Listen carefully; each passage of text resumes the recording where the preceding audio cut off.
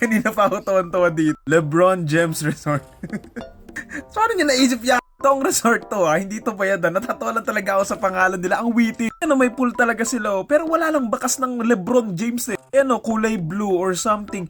Wala man lang kulay ng Cavaliers, ng Lakers, ng Miami Heat. Lagyan nyo naman ng LeBron James, diba?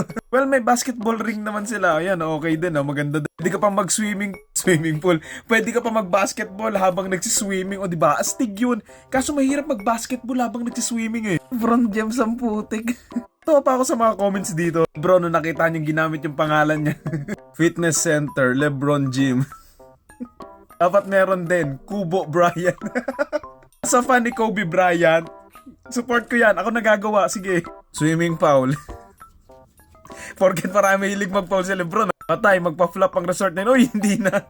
Parang hindi naman na. Nandiyan na si Bronny. Magaan sila. We are the boom. Ito may entry pa yung isa. Dwayne Wave Surfing Club. Sino sunod? Si Chris Bosh? You are my sunshine, my only sunshine. Ha! So, yun lang naman. LeBron James. Galing nyo.